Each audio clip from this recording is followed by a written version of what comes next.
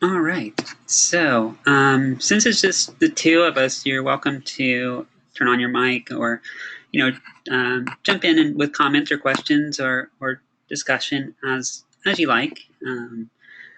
But that's up to you. The chat area is fine as well. So I really like to just give a really quick introduction to the course and then take a look at some of the topics for this week, which is visual storytelling. So I usually ask what aesthetics means to you, like how have you heard that word used before? Because what I find is a lot of the students coming in don't really know what to expect with this course. It's kind of a very vague, catch-all sounding class. So, in your experience, what is that? What does aesthetics mean?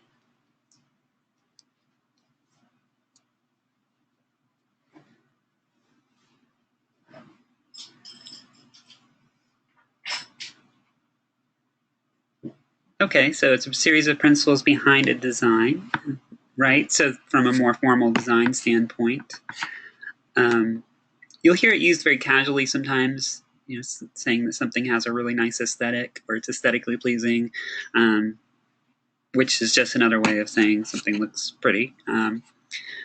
Or it can refer to a particular style, like a Southwestern aesthetic, as the picture shows. It actually originates from philosophy, and in particular, philosophy as it applies to art and the creation of art, and in particular, in relation to what makes something beautiful, what sensations and emotional values go into somebody finding something visually appealing. And it, as the two examples I have on the screen show, it's pretty broad in its interpretation. It's kind of a very subjective thing. You have a Jackson Pollock painting that is highly abstract versus a Monet painting, which is impressionistic, but shows a recognizable subject matter and is a little more approachable, more easily appreciable.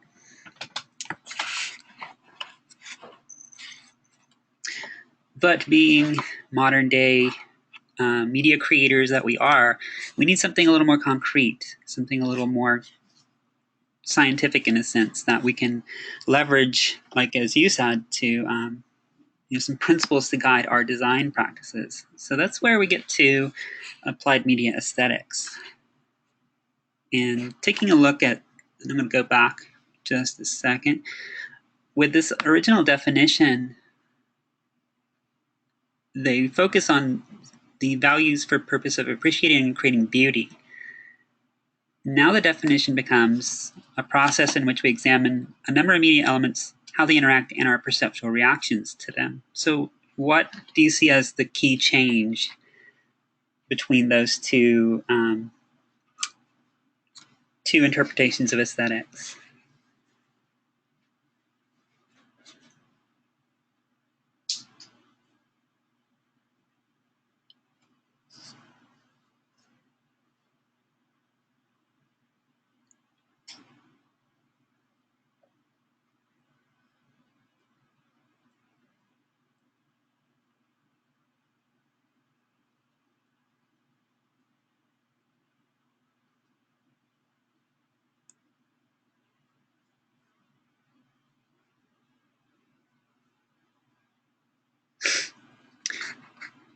Right. It is focused on looking how we react to media, but notice that it's more all-inclusive. So before it was focused specifically on what makes something beautiful. Now it's perceptual reactions in a broad sense. So we don't just necessarily want something to be seen as beautiful. Maybe our purpose is to evoke other emotions, make people feel sympathy or sadness or pride or what have you, not just appreciating something as beautiful, but getting the kind of reaction that supports the message that we're trying to convey, which can be, any number of things depending on our purpose. If you're talking about advertising, you want somebody to have a positive reaction to the product or services that you're selling. If it's PR, then it's the same idea, but applied towards a person or organization. And then you get into public service announcements where it's much more emotionally oriented, trying to influence someone's attitude towards a cause or a social issue. So knowing how different media influences how people will react to your message is really valuable to us as media creators. So the other part of this is this term media elements. And if you think about elements like in chemistry, those are the smallest units of matter, right? Smallest pieces that make up a particular kind of matter. So now we're talking about the smallest pieces that make up the media we create. And this is things like color, the choice of your subject matter in your imagery, the type of language that you use, and the tone of voice that you use, whether it's spoken words or written text. Either way, there's a tone of voice that's communicated. It can include things like music and sound effects. If you have more rich media, like video, you think about films, the musical scores are really influential in how you react to a particular scene, and it sets the mood. This is probably most apparent in horror films, where that tension builds up and the music goes along with that. And so all of these elements feed into that particular reaction that your audience has. And all of this is very purposeful. None of it's really left to chance. Anytime media is created, all of these factors are decided upon in advance. So you'll hear me say that throughout the courses. Nothing is left to chance. You want to make sure everything is purposeful. You want to give a very guided experience to your audience members. So here's how we're going to approach this subject this month. This is a breakdown of the course structure. This is what you'll see in the FSO dashboard. So looking at this week by week, you'll see that there's 3 regular assignments each week. Starting off with the exploration, which you guys finished last night, and I posted the feedback to that this morning, or today, just finished up about an hour ago. And that's where you'll investigate the new material, do readings and video lessons, and then there'll be a little hands-on assignment like you did with the We Love AdWebs assignment, where you get a little bit of more in-depth look at some of these topics. Those exploration assignments are usually going to be an automatic A, as long as you complete them and show that that you're applying the ideas that you've explored. Usually I'll give some feedback, correcting any kind of mistakes I see or misunderstandings, and sometimes pointing out some other things that you might not have mentioned in your own analysis. So even if you get a perfect score, make sure you take a look at the feedback, because sometimes there'll be some additional information in there that could be of value. Each week there's also going to be a Photoshop assignment. So make sure that you have Photoshop installed. It's going to be the Creative Cloud version. The Photoshop assignments are geared towards the absolute beginner. So have you worked with Photoshop before at all?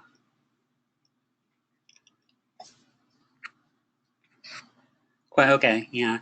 And I remember getting the impression from your exploration that you had some design background, perhaps. So cool. Okay, well, with that being the case, you'll probably want to find ways to challenge yourself, because these assignments are really very basic. We're starting off with just the fundamental tools and techniques, and it gets a little more advanced as we go along, but it really doesn't go beyond the foundations, and that's what this is for.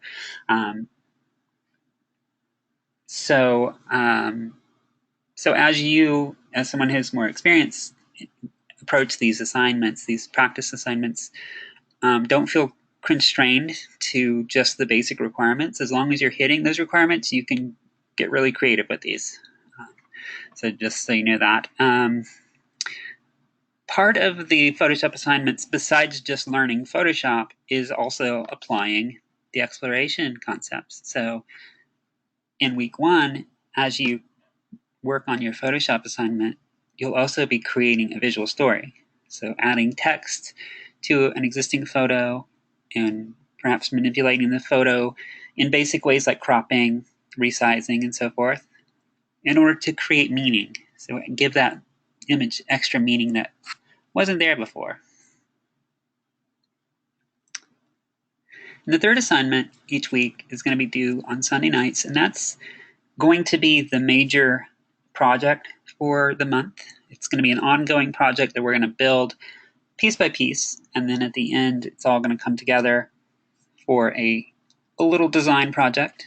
And I'll get into the details of that in a minute, but just looking at some of the other weeks, week 2 is all about color theory, and color psychology. Mostly color theory, but psychology plays a role there too. And we'll explore that by looking at movie posters and how color is used to kind of underscore the mood and themes of the movie, as well as how it influences the energy of the poster, the design itself. For a Photoshop practice, you'll get into some basic color correction using Photoshop's techniques, so going into a photo and changing the color of a particular object with the focus of either changing the emphasis of the image through the use of color or affecting the mood of that image. And there'll be another visual mission statement segment as well. Week 3 has a couple of topics, actually. So it's the first time we have really 2 separate topics within a single week, and that is exploring typography and visual hierarchy. But it's not really typography in the formal sense of kerning and leading and all those principles, but more looking at how you select styles of typefaces or fonts and how they can be combined to, again, underscore the mood of your media piece. But we're also looking at personal branding and how typefaces can influence how a brand is perceived. And the visual hierarchy is really about focus. It's composition. Where does your viewer look first? And it's that idea of a guided tour. Look here first, and then notice these details. And that Photoshop assignment gets into photo compositing. So taking elements from one image, putting them into another to create a composition. And then week 4, which is, as you might be familiar by now with our curriculum, it's we're not introducing new content, but we're doing a lot of synthesis and review. And so the idea there will be to wrap up your visual mission statement project by applying all of the Photoshop and exploration concepts that we've covered. So it all kind of comes together.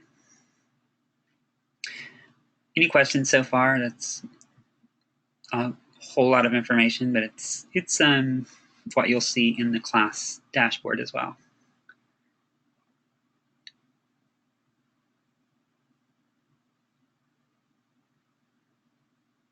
Great.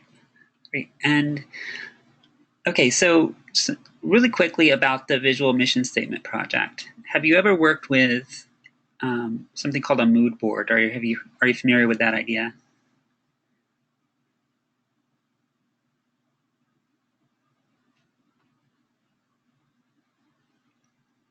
I actually used to call this assignment the mood board project, but have renamed it because it's more accurately called the visual mission statement project.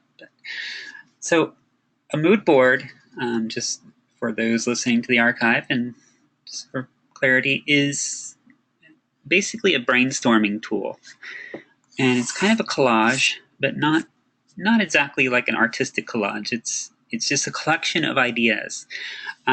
This originally started with, my understanding is, it started with interior design, where designers would collect swatches of fabric and color combinations, and furniture styles and ideas as photographs, and then would use the mood board, sometimes a physical poster board, sometimes a digital format, to plan a particular project.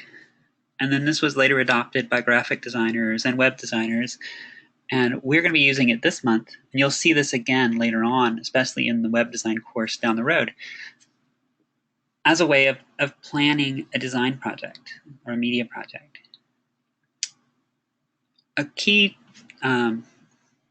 stage in any media project's life cycle is planning. You can't just dive into creating a documentary or a commercial or a website without putting some time into planning what the goals are, how the design will support those goals, and what elements go into those design as far as color and imagery and style and so forth.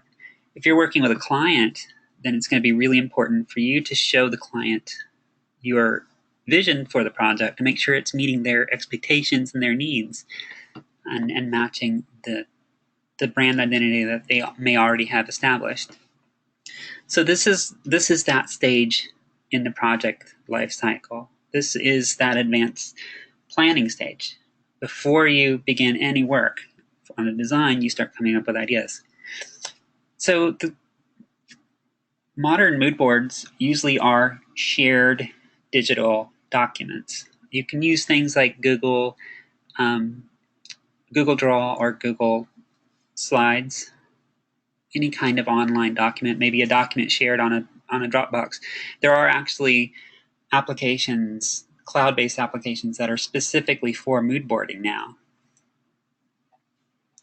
And the benefit of having it online is that you can easily collaborate with team members or with clients.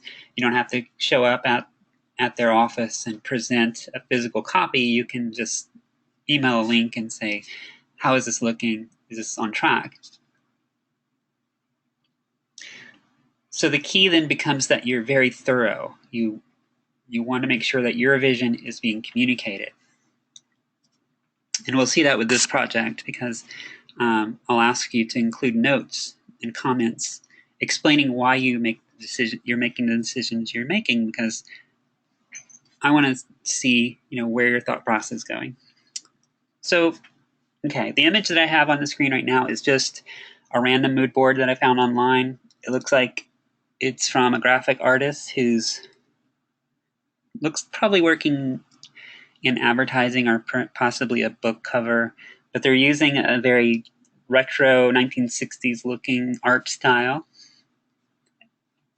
So what they've done is just collected a bunch of samples that are similar to what they have in mind. None of these are going to go directly into their project. These are inspirations. So it's kind of, they look at this and they think, well, I kind of want this kind of cutout paper looking style. So I'd like to have this as a reference to look at to see how that was done. They've also collected some typefaces and are starting to think about color swatches, color combinations. This is a really simple one-page mood board. The one we're going to work on this month for our purposes is going to be built up in stages. So I'm using a document that's 4 pages long. And you'll find this template included in the first visual mission statement assignment. It looks like this. So your project's going to build up each in 4 pieces, week by week. Starting off, you're just going to collect ideas, visual ideas of how you'll visualize this.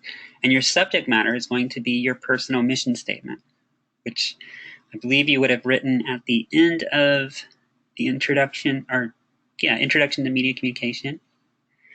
If you don't still have that saved, you'll probably remember the gist of it because it is your personal mission statement. And you could easily come up with a new one probably if you needed to, since it is defining your goals, either personal or professional. So the concept that we are working with is if you were going to present your personal mission statement as, say, a movie poster, how would you capture all of that, all of the ideas, all of the values, and your definition of success in a visual format? Ultimately, this just gives us something to work with, but it also allows us to start to develop your personal brand and personal style. So week 1, you're going to do this first page. You're going to provide me with your personal mission statement and then describe the visual concepts that you're going to use, that or you foresee using to express that mission statement. And we'll collect a set of images. This is all just brainstorming, so this may or may not make it into the final design, but it's just some ideas that you have for capturing the mood and major themes in your mission statement. Week 2 is going to be all about color theory. So we have the second page of the mood board allows you to select color swatches to start building your own color palette. This is focused on your personal brand. Something that we emphasize in MCBS is building your own personal brand as a media professional. So this is kind of an early start to that. And I'll have you select a set of colors and then describe why you picked those colors based on color theory principles, as well as a bit of color psychology.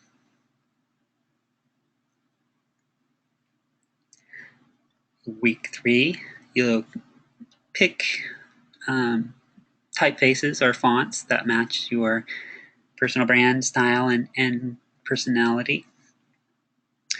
And you'll have done some exploration where you read about how to pick specific typefaces based on their style, but also how to combine them, multiple typefaces that pair well together.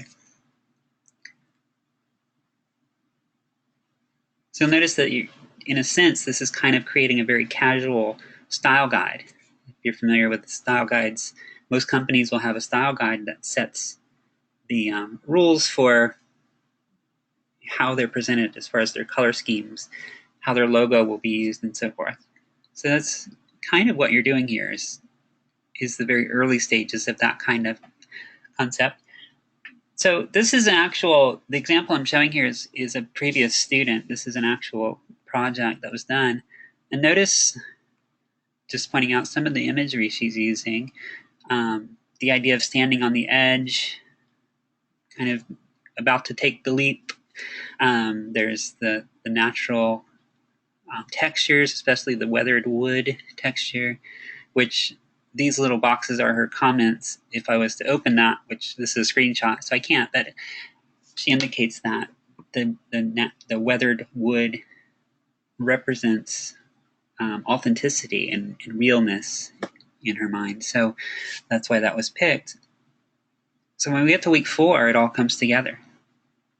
So you see those themes: standing on the edge of the dock, the weathered wood texture, the typefaces are applied, and the colors. Notice that the color scheme that she picked isn't all over. It doesn't say restrict her to using only those colors in the imagery, but all of the graphic elements use those colors. So you have that wine, kind of purpley wine color, the dark blue, as well as white. And so it's all applied. And this is composited with Photoshop, with the feet added and so forth. So this is going to be the culmination of your mood board project in week 4. So it's just a build up, step by step. That all make sense? Any questions so far?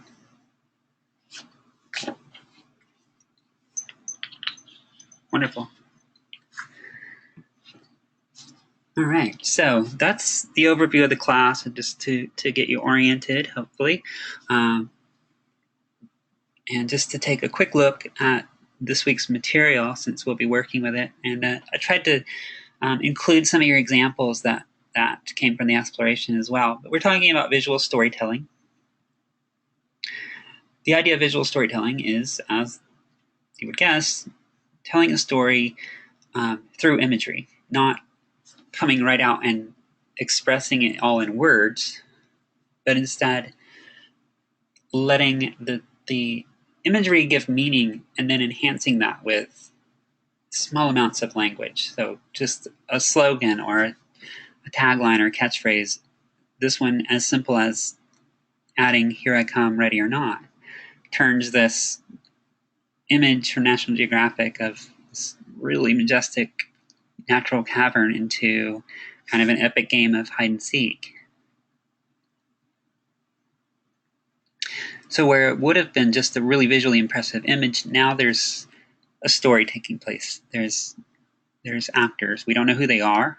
We can assume that maybe we're part of this game since it's our point of view from inside the cave. That somebody is out there and they're about to come seeking the hiders. Did you have a chance to watch the lesson on visual storytelling? It's about maybe a half hour long. Okay, great. Do you remember from that lesson what the two key elements that make a visual story were? Basically, the two basic requirements to make something an actual story.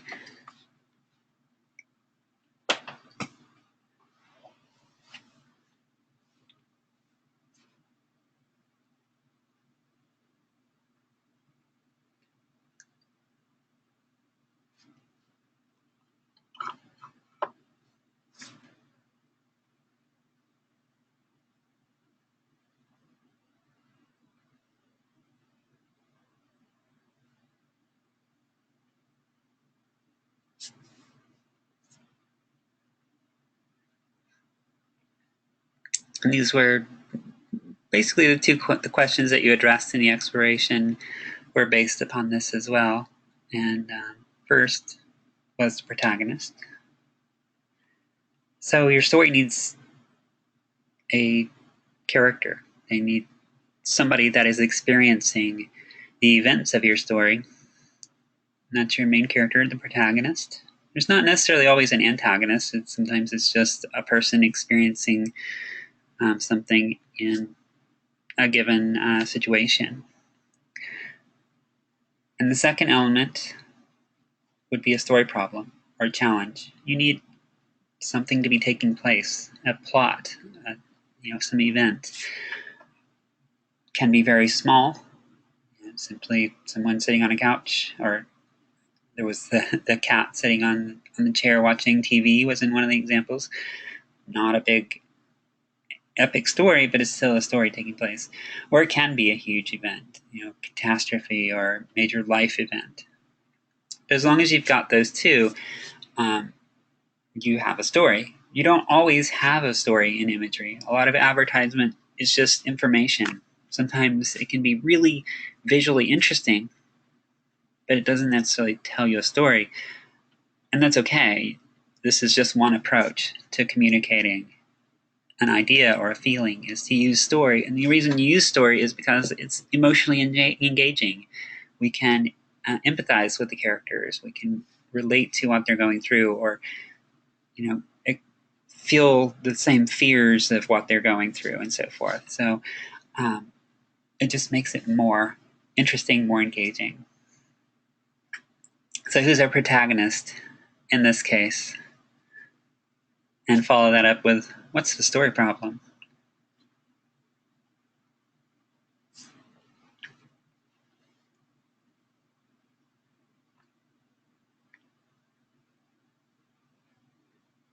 Yeah, I would say the protagonist is the snowman here, and his story problem or major challenge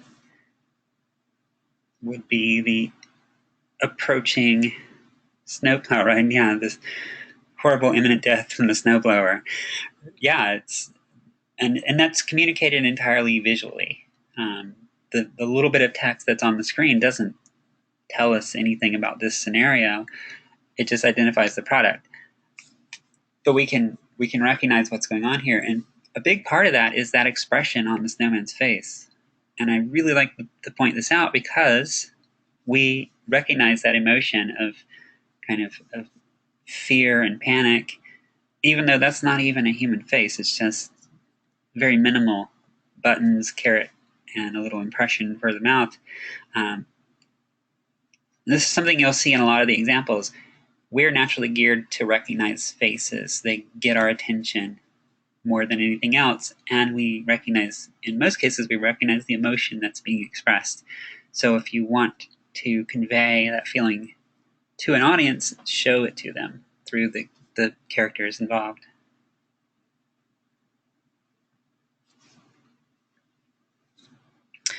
This one's a little bit of a different twist, and it brings up an interesting twist on the idea of visual storytelling, because who is the protagonist in this case?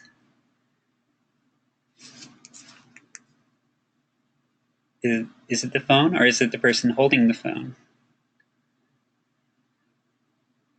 So the person experiencing these events is whoever this is, trying to watch a soccer game while kind of pretending to watch the ballet performance at the same time. The way it aligns with the legs is visually interesting, but it kind of doesn't have the kind of meaning to the story that you would expect it to have. This is an ad for progressive lenses, which is what we call bifocals, being able to look at something in a distance as well as close up. But the idea that I think is interesting about this is that it kind of puts us in the role of protagonists. We're the ones looking at this from the point of view of that character, that person. So you'll see that often. It's kind of like the hide and seek example where you become the protagonist in a story. And if you can do that, if you can really pull in the viewer and make them part of the story, then it gives them a little bit extra engagement as well. And now you mentioned the lenses, and this is another thing, especially with advertisements. A lot of times the subject of your advertisement doesn't even come into play in the visual story. The visual story, this kind of loosely involves the idea of the progressive lenses, but we don't see them necessarily. They aren't really a character in the story. Sometimes you can see a product kind of made into a character through, like a cartoon character or made into a person in some way. But that's really very specialized examples.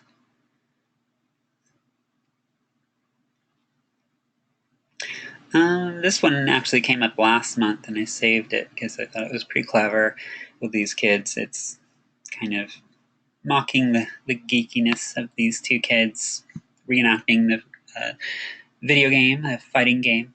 The one thing that I liked with this one is this really subtle way of bringing the viewer into the action with the name of this character in this game is It's You. So it's kind of pointing the finger at the viewer and saying, don't let this be you, essentially.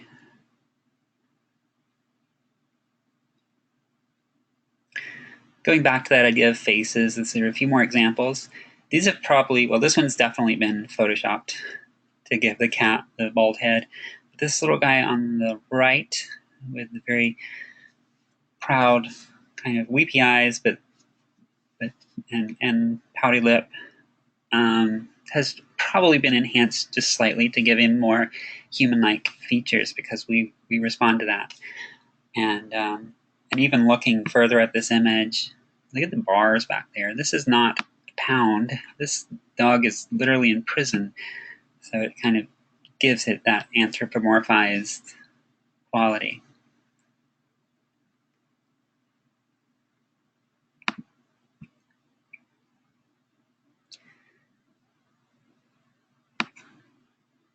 And this actually was one of your classmates' example, just putting them in that human-like situation.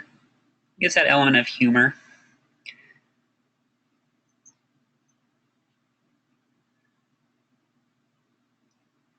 And again, using the element of humor. And this becomes something of a visual metaphor as well. Helmet's protecting us since ever. And this series had a lot of characters that were from different historical periods with different helmets and so forth. So the protagonist would be this odd little character with a massive head, riding the bicycle with an octopus attacking them. So it's kind of almost like a reference to literature, 10,000 Leagues Under the Sea or something. But what it all comes down to is they're using this bizarre visual story to just get attention, to communicate the idea that it's important to wear a helmet in these situations if you're going to go bicycling or what have you, or playing sports. That each one is a different situation.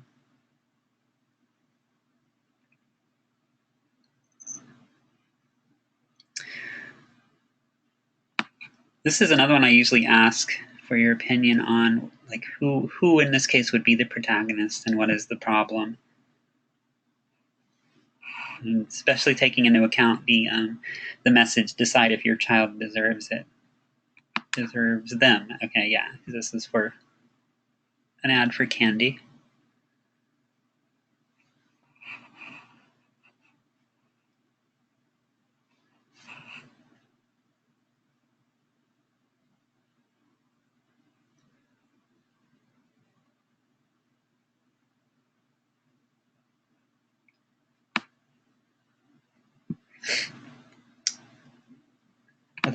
You're conflicted over whether it's the parent or the child. And I would say if it was just the image alone, it would probably be the child, because she's the one that's creating this work of art on the wall with crayons. But because they've added this tagline that talks to us, it says, decide if your child deserves them, then it becomes, it turns it around so that it puts us in the role of the parent, and we are making the decision. So now we're the ones experiencing the events of this story. We're discovering this child defacing the wall, but in the same time reproducing this incredible work of art. So do we reward them or do we punish them?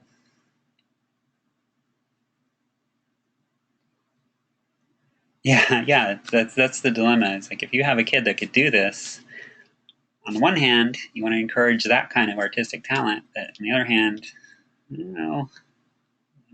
maybe you don't want them necessarily drawing on the walls, although I probably wouldn't mind if she could do that.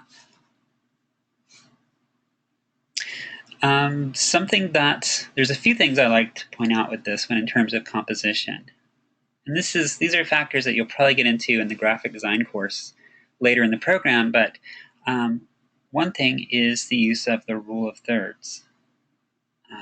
And this is something we touch on now. You'll get into it later on in some of the later courses, but the rule of thirds is a way of guiding. Actually, are you familiar with the rule of thirds, given some of your background? I think most likely have encountered it.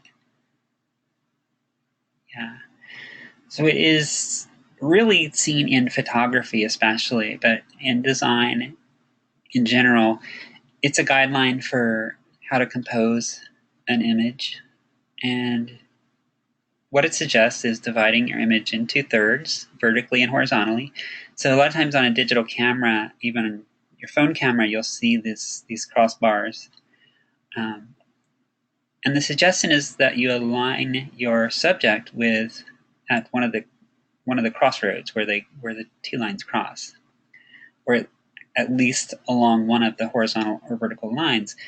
The reason you always hear this recommended is simply it makes a more interesting composition. But what does that actually mean?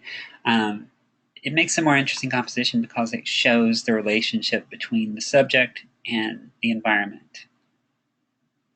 And that's really relevant in terms of visual storytelling, because now you can see what's going on, how this character is interacting with their environment.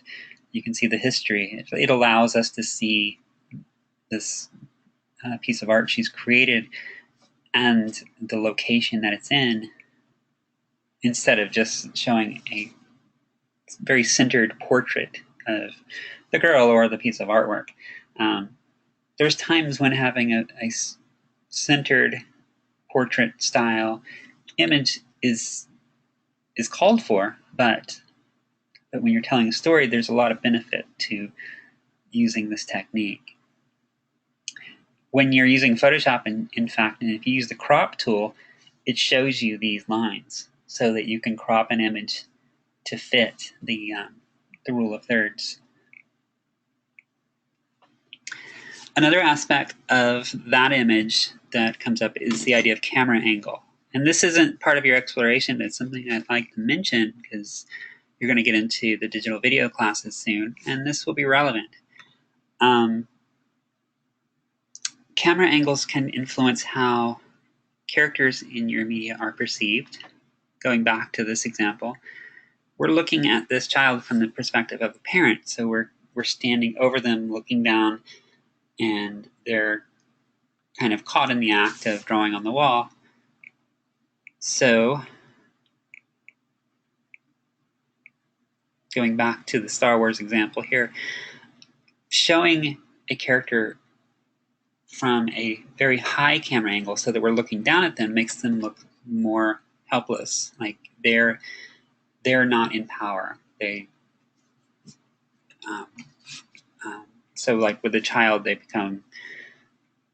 looks like they're caught in the act. Whereas if you use a low camera angle looking up at a person or character, they become more imposing looking, more important looking, and more powerful. So like you see with Darth Vader there. I mean, he's a pretty menacing character as it is, but shooting that scene from a low camera angle makes him look all the more imposing. And this is something you'll see used with media figures of all kinds. Political leaders will a lot of times be filmed if it's like a public announcement, or especially something like propaganda would be done in this way, because it's a subtle way of influencing how people perceive your media.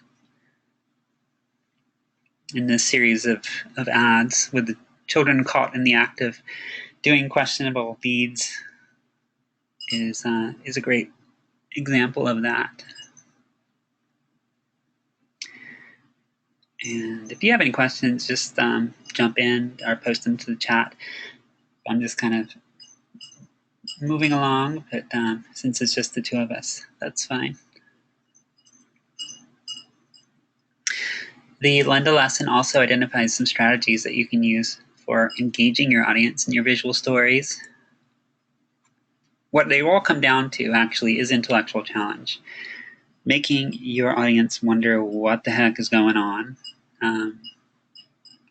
or posing a rhetorical question that they need to answer. So, like we saw in the previous example, does your child deserve to be rewarded or punished for these particular situations? Some of the varieties of intellectual challenge are surprise, showing something unexpected. Use of humor is really good. We saw kind of both of those applied with the snowman. Poignancy is kind of tugging at your heartstrings, making us feel emotions or feel nostalgic for something. Suspense is the cliffhanger, where you kind of show a situation and are left wondering what happens next. And symbolism and visual metaphor are really similar ideas. This is where you present imagery that has a deeper meaning because of the objects that are shown in the image. A lot of this is very cultural dependent. It's things that we've learned to have associations with. And I'll show a few examples. And a really quick example of surprise. And this is that idea of sort of the jump scare from horror movies and video games and so forth. That initial close-up of the teeth is kind of intimidating, and then you see the context, and it's that tiny little fluffy dog that is not so intimidating. Something that's relevant here is the left and right alignment, because we are English speakers, assuming that we are not native English speakers, we're conditioned to interpret things from left to right because that's our language. So chronologically, we interpret things left to right as well. So we assume there's sort of an order of events. You think of this as if this were a video, we would be presented with that scary face and then get the jump scare and then move into the humorous context. So you can make use of that idea of how we naturally interpret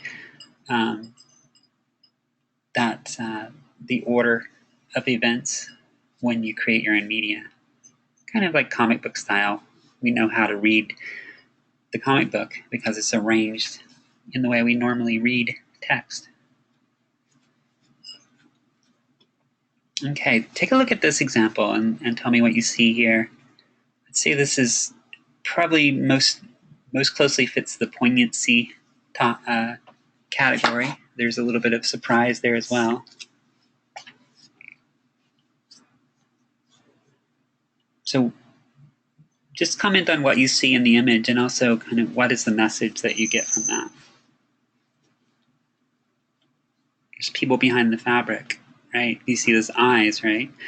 There's a couple of sets of eyes. And not only people, but in particular children. And I don't know if you can read this on your side because it's very small. It says, find out what's behind the clothes you buy.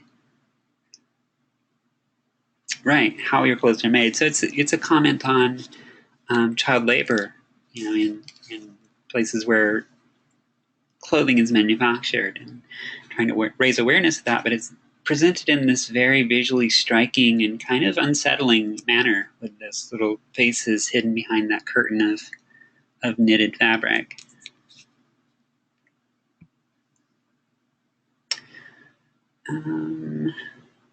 Another case of poignancy, but also a really good example of that idea of intellectual challenge, because why would somebody say, I wish my son had cancer? It immediately raises questions and makes you want to know more.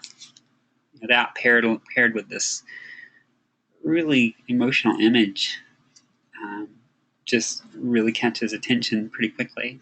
And then it goes on to tell the story in a very direct manner, but this combination of words and imagery is especially powerful, I think.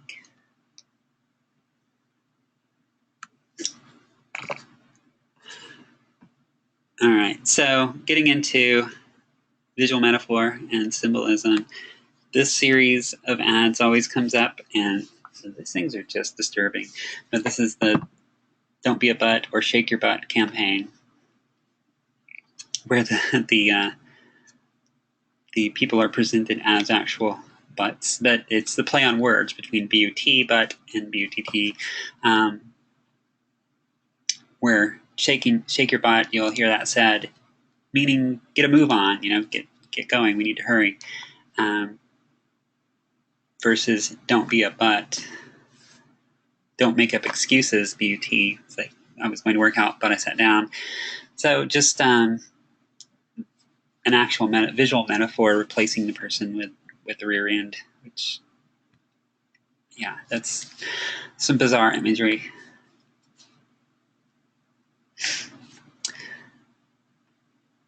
Symbolism of the sun and moon holding hands, which is kind of this communicating the idea that the diapers will get you through from night to day. 12 hours of absorption is the tagline.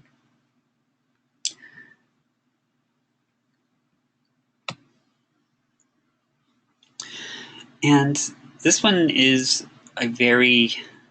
it's an upsetting visual metaphor, I'll admit. visual metaphor really relies on symbols. And what is a more recognizable symbol of a nation or a country than the flag? It is very literally a symbol used to represent that country. So in this ad from Amnesty International, when it says the Moroccan government covers up cases of torture, they have shown this in a very literal sense of the flag, the nation's government, covering up this political prisoner.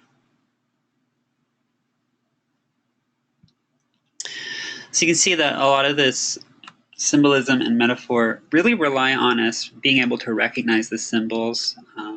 Something to keep in mind, because it is very cultural dependent. We have a lot of symbols in US culture that we would recognize that might not be as apparent in other countries.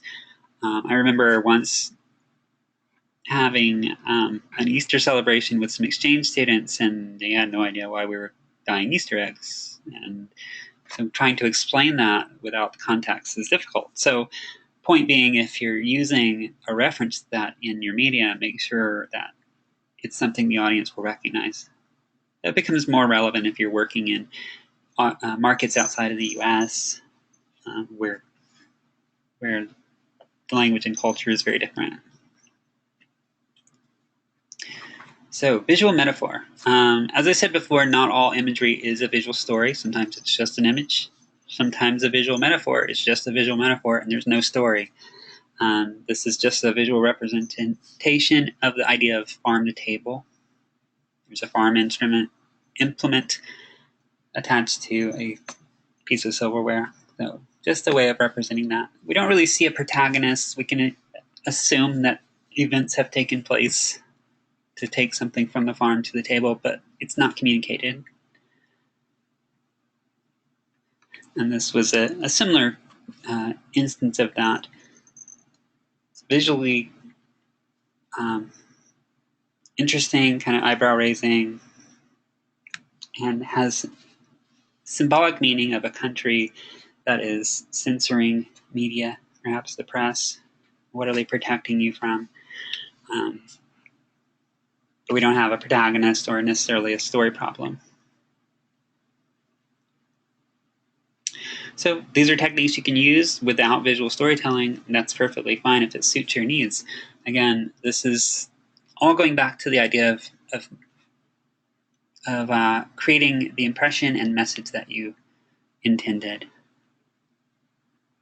And this is one of those kind of cultural idioms of the counting sheep to fall asleep, where the sheep themselves have fallen asleep. And so one of those ideas that's very, very culture dependent. If you really don't hear that very much anymore about counting sheep, but it's kind of a very long standing idea of kind of using a monotonous activity to fall asleep.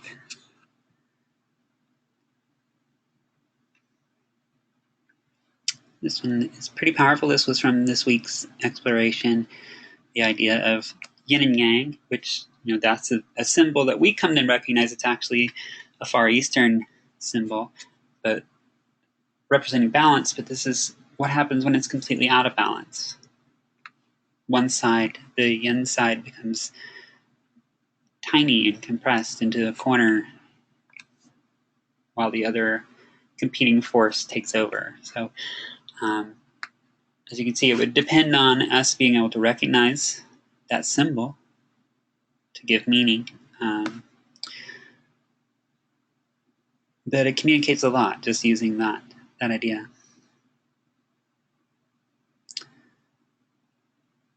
This one comes up occasionally. It was not actually in anybody's exploration this month, but is from a previous class. But it's really subtle, and it has a very small quote saying, "It's okay, I banged into the doorknob." And really only after close examination you notice that the doorknob is a closed fist. So it's kind of been photoshopped to give that added meaning. It's sort of revealing the truth. And that's something using the compositing techniques we learn in week 3. You could create something like this, but it's it's subtle, and it does create that intellectual challenge because you have to kind of explore and discover the meaning. So there's that element of surprise. Any questions about any of these examples or the concepts?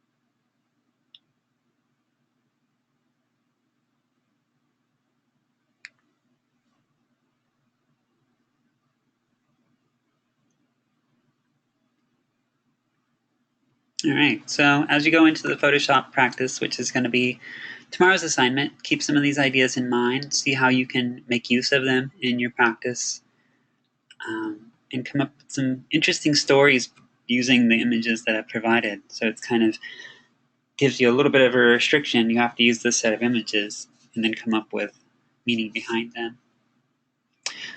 But otherwise, that is what I had prepared for tonight. I do appreciate you joining me and bearing with me through the lecture. And looking forward to working with you and the rest of the class this month.